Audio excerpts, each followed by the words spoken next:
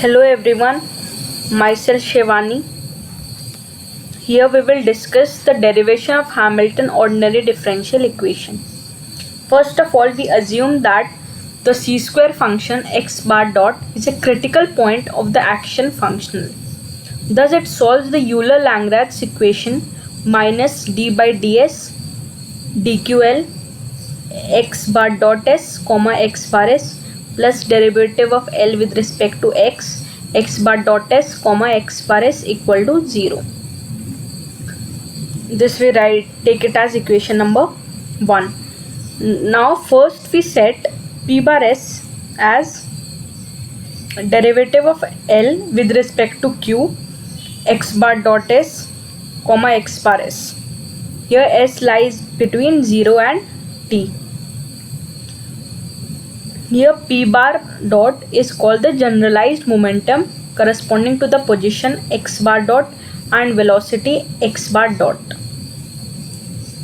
Here x bar dot.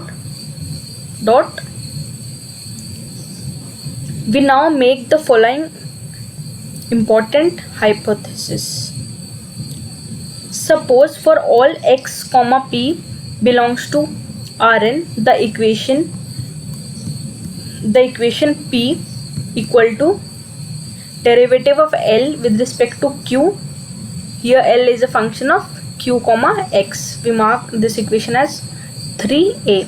Can be uniquely solved for q as a smooth function of p and x. Here q is a smooth function. We can solve this equation as taking q as a smooth function, and it is a function of p and x. Q equal to q, which is a function of p comma x. We mark this equation as 3b. Now the definition. The Hamilton H associated with Lagrangian L is defined to be the relation between Hamilton and Lagrangian is defined as H, which is a function of p comma x, equal to p into q, which is a function of p comma x, minus Lagrangian of q p comma x comma x.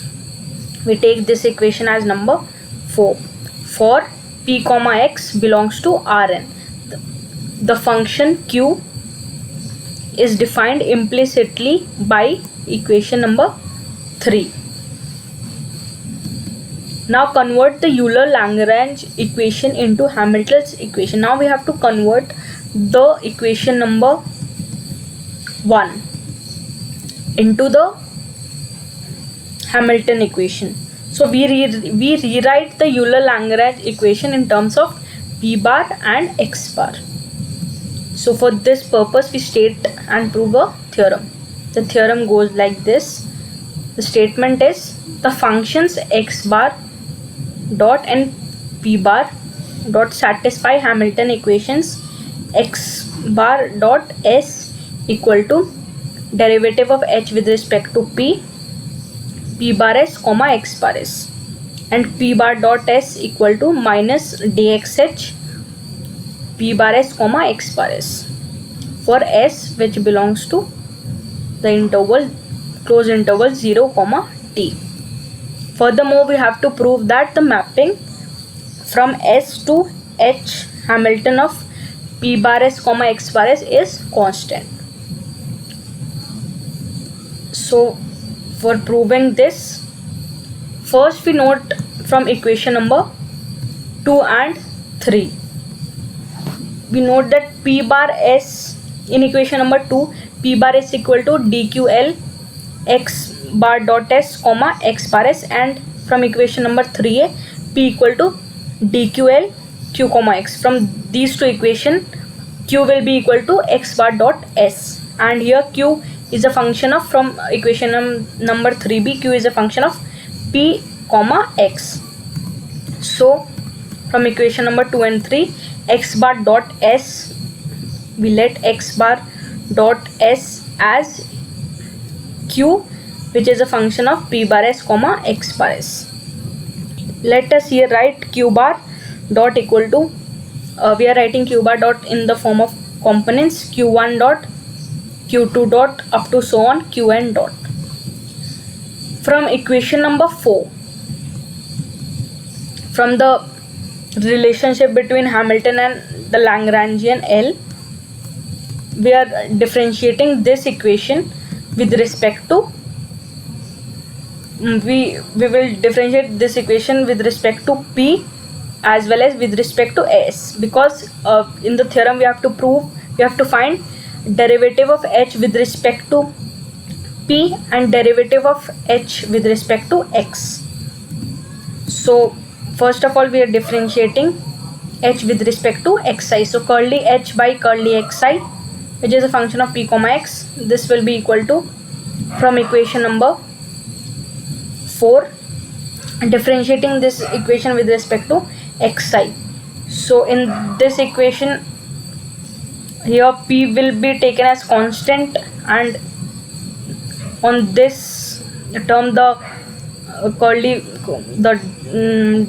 derivative will take place on this term, and here the derivative of, we will take the derivative of L with respect to Qk, and then we'll apply the chain rule, curly Q by, we will take the derivative of Q with respect to X, and we'll take derivative of L with respect to Xi.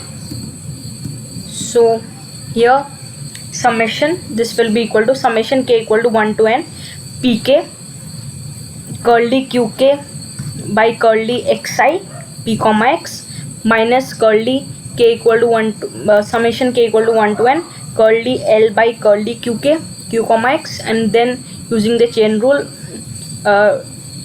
multiplied curly qk by curly xi, which is function of p comma x, minus curly L by curly xi of q comma x. Now using equation number 3a, using this equation we here know that P is equal to derivative curly L by curly qk of q comma x.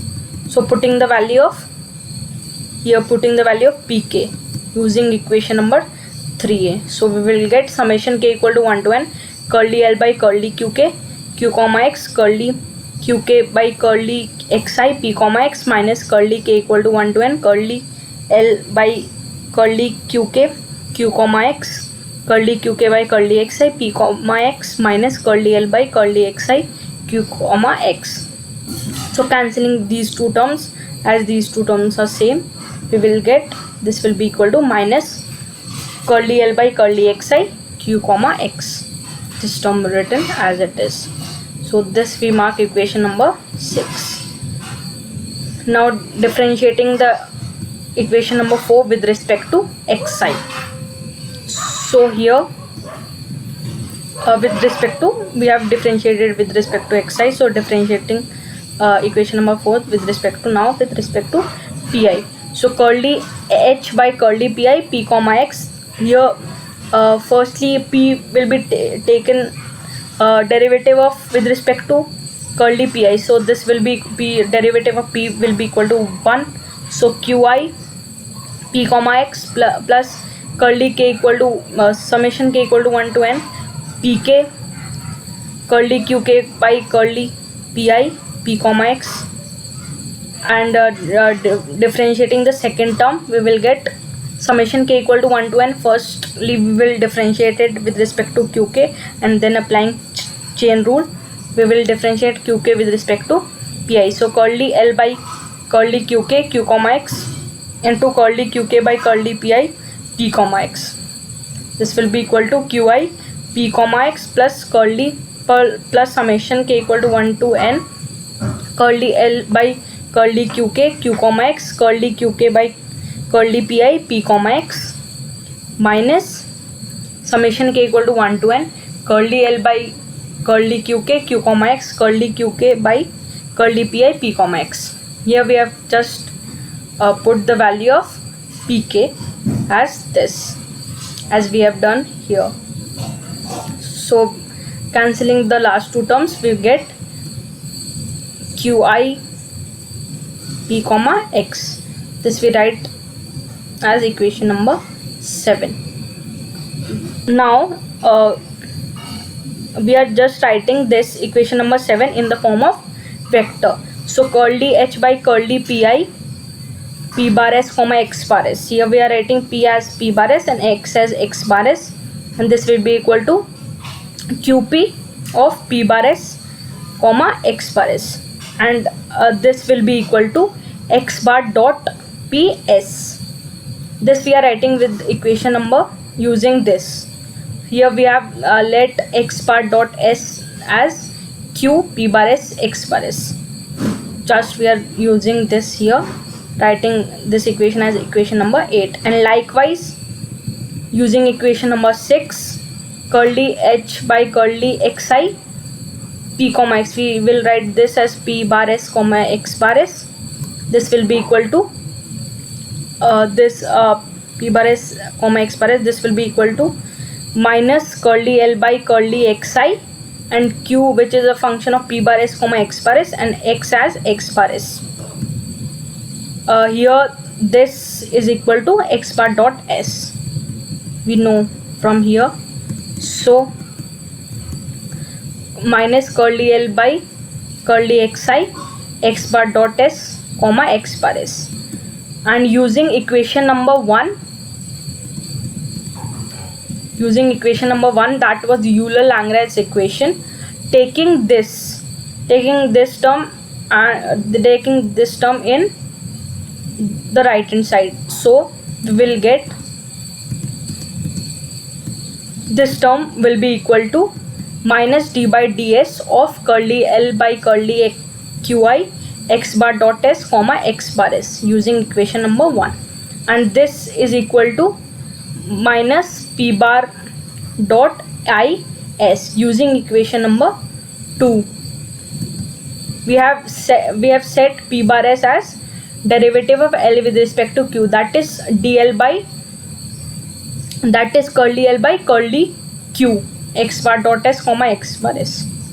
So just using this supposition here, so this will be equal to p bar dot, here we are taking its derivative with respect to s, so here we wrote the dot p bar dot I s. Thus we have x bar s as derivative of h with respect to p bar s comma x bar s, and p bar s as minus of derivative of h with respect to x, p bar s comma x bar s. So this is x bar dot s equal to dph p bar s comma x bar s, and p bar dot s equal to minus derivative with respect to of h with respect to s dxh p bar s comma x bar s. Equation here, equation number 10, is the required Hamilton ordinary differential equation. Now we have to prove, in this theorem we have to prove that the mapping from s to h this mapping is constant. So for proving that the mapping is constant, we have to prove that the derivative of h, the Hamilton, is equal to 0. So taking the derivative of h with respect to s, d by ds of h p bar s comma x bar s. So here h is a function of p bar s as well as h is a function of x bar s.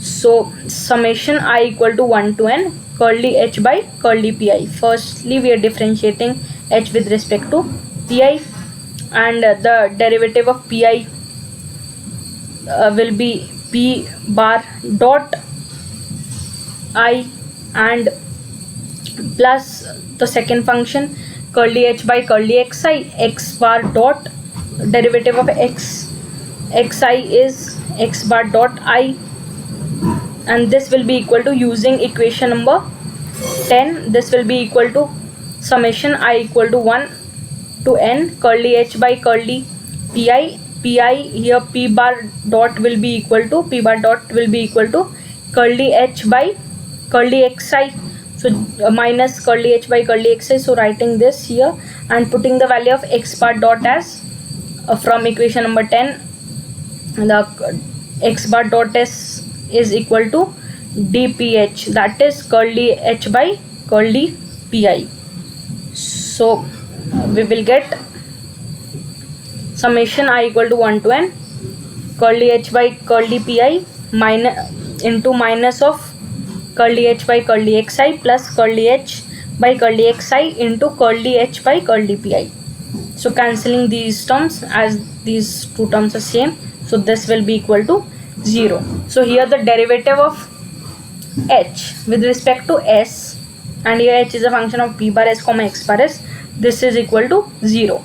So this shows that mapping s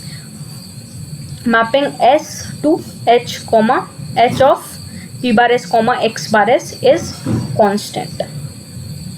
Hence the theorem. Thank you so much.